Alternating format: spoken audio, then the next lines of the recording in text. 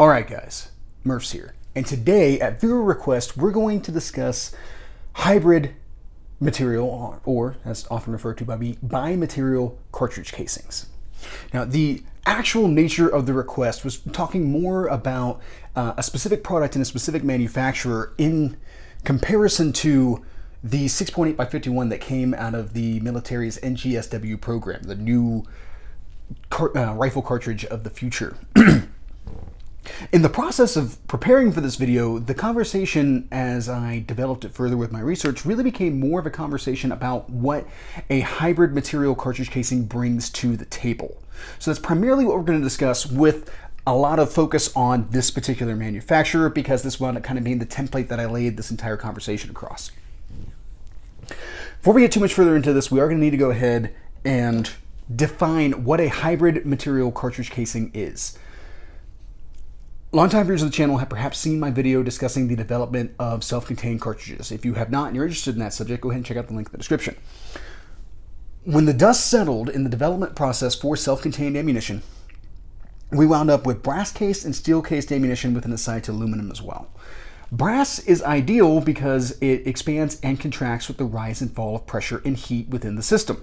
So when it expands, it closes, it like really seals up that chamber, making sure that you're getting all the ballistic possibility out of your propellant. All those burning gases are going down the bore instead of potentially coming back into your receiver.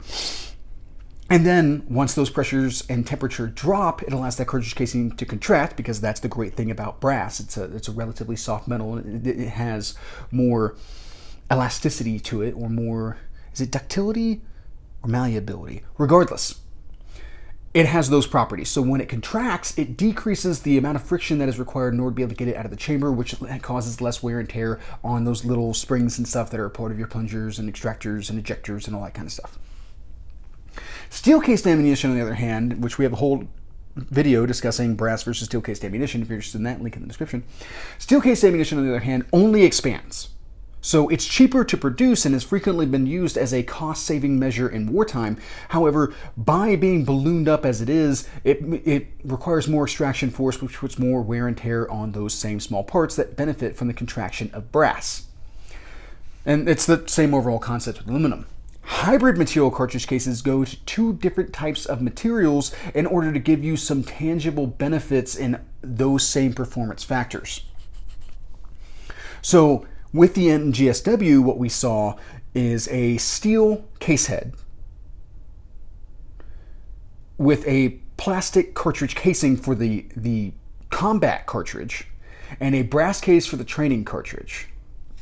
So you wind up with the steel case head because the case head is generally the thickest part. It is the thickest part on your cartridge casing, and it's also one of the most important parts because it's taking the brunt of the pressure for the longest period of time. Now, when we're talking about a cartridge taking pressure, we're measuring in hundredths of a second, if not less than that. Your time from click to bang should be indecipherable. This seems like it's instantaneous, but in all actuality, there's a lot of things that happen whenever it is that you fire a bullet. That when your primer goes off, when it's impinged by the firing pin and the primer emits its little spark and starts the burning of the propellant, that propellant is burned in a linear fashion. It's also something that we don't necessarily think about. It happens very rapidly. It's very rapid deflagration, but that flame is transmitted from the rear to the front of whatever column it is that you have going on there. All of that gas is supposed to generate and push the bullet into the barrel, down the bore, all that kind of stuff. That system is plugged for the duration of that. Now, the pressures are dropping as that propellant burns out and as that bullet moves down the barrel, kind of lengthening the area that the pressure is interacting with. But the case head is still taking the brunt of that energy all throughout this, up until the bullet exits the bore and you can get the case out of the chamber. Now, there's a lot of other things that impact with this. You have, a pressure spike that occurs, which is important in a semi-automatic system as to where it is that you put your gas block or your gas port. As well as you can have premature extraction, while the system is still pressurized. You run into that a lot with like short-barreled AR-15s or even just short handguns in general. I was out at the range with a buddy this weekend, and he was shooting a Shield EZ9. And I was looking at his cartridge casings, and his primers were showing indicators of having high pressure instances, as well as like a lot of striker drag. And that's not surprising because that's a pretty short setup with a very light slide which increases the probability that you have premature opening of the chamber. Regardless. So you need that strong case head in order to be able to withstand those pressures. It's kind of like the long and the short of this. So of course the cork is supposed to pop, the bullet is supposed to go out, but that case head is still responsible for keeping that cartridge casing together. The case, on the other hand, just needs to be able to like hold the powder and then also just be that space that the powder can occupy. So like it's what the chamber forms around and all that kind of stuff. It's not unimportant, but the pressure aspect of it is what's really different in this case and why you can utilize thinner, lighter materials. Like plastics in this case. Now, the manufacturer that was specifically identified in this conversation was Shell Shock Technologies, or SST, out of Kentucky. And they're one of the first to come to the civilian market with a hybrid material cartridge casing. This would be a steel cartridge casing, or a steel case head with their NAS3 casing, which is a nickel alloy that is utilized for the cartridge case itself. Now, this whole technology discussion has brought about a lot of discussion about the pressures, because the whole point of the 6.8 by 51 was to develop a cartridge that could penetrate body armor, level 4 body armor, out to hundreds of yards. And the byproduct of that was extremely high chamber pressure, about 80,000 psi. The question became, from an awful lot of people, including those who were looking to get into shell shock technology stuff, the whole basis of this question was based around their new 308 cartridge, is linking this hybrid material cartridge casing to higher pressures. And why did nobody take a look at already existing cartridges and apply the same technology and get those higher pressures? So let's get into that right now. I'm going to kind of beat around the bush a little bit, but we're going to answer two questions here as to why that is maybe not necessarily the outcome that people think they're getting. And I thought the same thing up until I started the deep dive on this. So I actually learned quite a bit in the process of doing this. Got into some like really autistic aspects of like pressures and all that kind of stuff that we're not necessarily going to get into, but it's still a very interesting topic overall. All right, so if you go to Shell Shock Technologies webpage, they talk about the advantages of their cartridge casings. So they start off with that you can reload it more times than brass if you're a hand loader, that their cartridge casings don't get as hot or they cool off faster. I don't really know why that's an advantage, but we'll get into that here in a minute.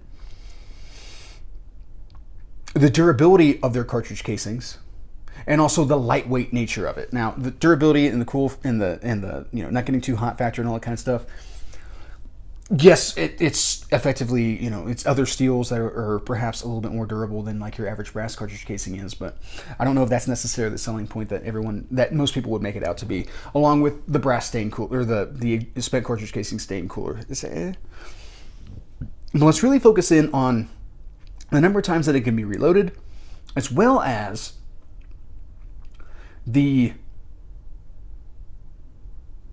oh my goodness, I just had it half a second ago. Right now we're going to look at the number of times that it can be reloaded. So it's stated that these cartridge casings can be reloaded up to 25 times, which is pretty remarkable, absolutely. However, a couple of things that you do have to take into account is that you need a specialized press and die, because otherwise it's going to like break the cartridge casing if you just use a standard one. So this is changing your relationship with initial startup costs, which is one of the biggest things in hand loading to begin with. You have to invest a fair amount of money in order to be able to have a hand loading setup. So then that determines how many rounds you're gonna have to reload in order to be able to get that trade-off, and in order to get that payout, your return on investment. And generally the number's pretty high. It's another reason that I've never really gotten into hand loading. How does that change with this? Well, I looked around at like a lot of forums and stuff like that to see what people have been saying about these cartridge casings. Had they been holding up? Had they been getting multiple reloads at them? And a lot of guys are citing that for 1,000 empties from SST, they could get 3,000 conventional brass cased cartridge casings and just use those. Now, of course, that cost aspect, that trade-off there is a very subjective thing.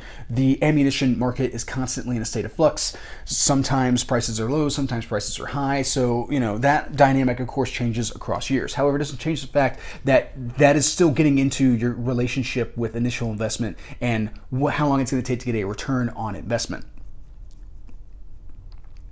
Now, something else that I found very interesting is because of the nature of these cartridge casings, they actually have a thinner case wall while still maintaining a lot of like rigidity and stuff like that, which means that you can actually fit a little bit more propellant into them. We'll talk about that more here in a minute once we get into performance aspects. Now, the lighter weight. That was the other one that I was looking for. The lighter weight of the cartridge casing. It's very interesting. They claim up to half. It's pretty close to half the weight of conventional brass cased ammunition. And there are very tangible benefits with that. And I think that's one of the bigger things that the NGSW was getting after as well. And we'll get into that more here in a minute. But for your average shooter, they may not necessarily recognize the weight advantage. Now, guys, I've brought like 300 rounds of 45 AC to a course before. And my bag was heavy. So in that instance, being somebody who goes to competitions, goes to courses, shoots every weekend and all that kind of stuff, yes, I could have a tangible payback by having lighter weight ammunition. But it would be people like me and then the military, not even necessarily law enforcement, because law enforcement, a SWAT team and stuff like that is not necessarily spending days on end operating with their full magazines and carrying a whole bunch of ammunition on their back and all that kind of stuff. But the military is.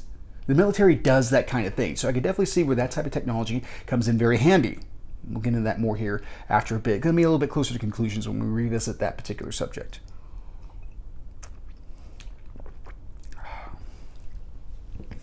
All right, so those are the advantages of not just SST's products, but also hybrid material cartridge casings in general.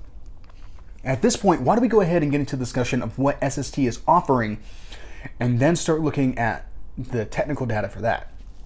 So now, SST offers 5 cartridges. Originally, it was just 380, 9mm, 223, and 300 blackout. In the time that I have been conducting research for this video, they have released the 308 on the website. I'm pretty sure there were some like heralds discussing it beforehand, and that's where the nature of this question was, because I got this request on Sunday. I started the research on Sunday. When I got on SST's website on Sunday, they did not have any mention of the 308. A lot of the articles that I'm seeing are referencing, or like came out like 4 days ago. So in the time that I had put this video together, I checked it today. They have updated their website, and the 308 is on there. So 5 loadings. So at this point, I started looking into the loadings because I'm expecting to see like high pressures and stuff like that. But I can't see anything that actually discusses what pressure these cartridges are loaded to. So I started looking at the technical data because from there, we can derive what pressure actually looks like. So I looked at their 9mm loaded. And they actually had a very familiar 65 grain fluted projectile made of a composite material moving at 1,650 feet per second. I'm like, okay, well, that seems really fast, but I've seen that projectile before, and that's a pretty lightweight projectile on a 9mm. Like a lot of your range fodder, like FMJs, are 115 to 124, and those are going like 11 to 1,200 feet per second. So I feel like this velocity is conceivably within reach of what the 9mm could do, but maybe this is some highfalutin, high pressure round, a plus P plus loading of some sort. I have seen that projectile before. I know other manufacturers are utilizing that projectile. I'll go ahead and take a look and see what velocity they are getting. And yes, there are several manufacturers utilizing that same projectile. I believe it was Interceptor Arms has a 65 grain loading moving at 1,650 feet per second. And what I found most interesting about that was that it was a brass cased cartridge. Okay, so from this, I determined that we probably have pretty standard pressures going on here, close to, if not in, SAMI spec. Because if we needed this hybrid material cartridge casing in order to be able to contain these pressures, we wouldn't be able to see the same loading with the same ballistic capabilities in a brass case cartridge casing. We would expect that cartridge casing at these higher pressures would bulge, or we would have primer blowout or something along those lines. Those are what happen when you overcharge a cartridge casing that isn't designed to go there. Okay, well then maybe I should take a look at the 223 and 300 blackout. Maybe there's more going on with those. And 300 blackout looked pretty standard to me, and the 223 was maybe a little higher than average, but not by much. Well, with this addition of the new 308 cartridge casing, which is what was specifically requested in the video request, the velocity was slightly higher. For 150 grain load, it's going about 3,050 feet per second. That's 150 or so feet per second higher than what I would normally expect to see for a 150 grain 308. Okay. It's an increase, but it's not that big of an increase. In fact, these increases would actually be relatively in line with having more case capacity, like being able to get a couple more grains of powder in there and being able to bump up your velocities just a little bit. All right, well, that's what the production stuff do in Murph. Frequently manufacturers come in below what a cartridge is actually capable of going to. What about like hand loaders? Well, I hopped on to some forums and stuff like that. I looked at what some of the hand loaders were doing, and for the most part, guys, they were not doing that much more than the manufacturer. And they were pretty spot on with the already existing data. Now, I didn't have a comprehensive body. There was nobody that wrote an article about trying to push the limits of the SST cartridge casing, as much as guys were just putting up the data that they had in order to feed a discussion, fuel a discussion, if you will, on whether or not SST was worthwhile to anybody else.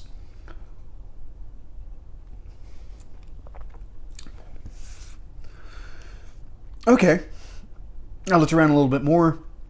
I found another 9mm loading utilizing that same cartridge casing, but also using SST cartridge cases from a different manufacturer. Like SST manufactured those cartridge casings and sold them to this particular ammunition manufacturer who used their casings, and they bumped up their velocity to 1750.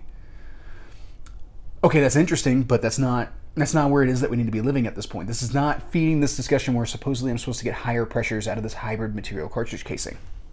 In fact, it's looking pretty on par, like maybe a little bit hotter, but not that much. Not enough to make it all that big of a difference. I didn't really look that far into the 380 because most people aren't that interested in the 380 to begin with. So to bring it all to the point here, the question is not how high can you spike the pressures on these cartridges. The question is whether or not the cartridge casing can take higher pressures, of course, but also can your weapon system. And that's the crux of the matter here. This is where I realized that I hadn't been thinking about this contextually enough. I could absolutely spike the pressures in a 5.56 and feed it through whatever rifle it is that I want to. Whether or not that rifle will hold up to those pressures long term is the greater question. And for this, we actually look back at the IC, or individual carbine program. Some of you from the late 90s, early 2000s might remember this. This was a program that was looking to replace the M16 or M4 family of rifles, actually to determine whether or not anything could replace them. This is at a time when we're talking about like how external gas piston is superior to direct gas impingement because it doesn't poop where it eats, which if you're interested in a discussion on that, go ahead and check out the link in the description to the video I did comparing the two systems and discussing the two systems. This is, all the fervor around like the XM8 and all that kind of stuff. Oh, it's so cool. It's, an Americanized G36. I can't wait. I so hope that we adopt this and all this kind of stuff. Most of that testing was done around the M855, which is the green tip, the 62 grain projectile with a penetrator. It's supposed to be an AP round, a very light AP round. Most of the testing was done around the M855. However, closer to the end of testing, they introduced the M855A1. And it was the M855A1 that convinced the program that there was nothing out there that was effectively replacing the M16 and M4. The M855A1 has as we can guess, is a slightly updated version of the M855. And this utilizes an external tungsten carbide penetrator on the tip instead of the internal penetrator, steel penetrator that we find in the M855.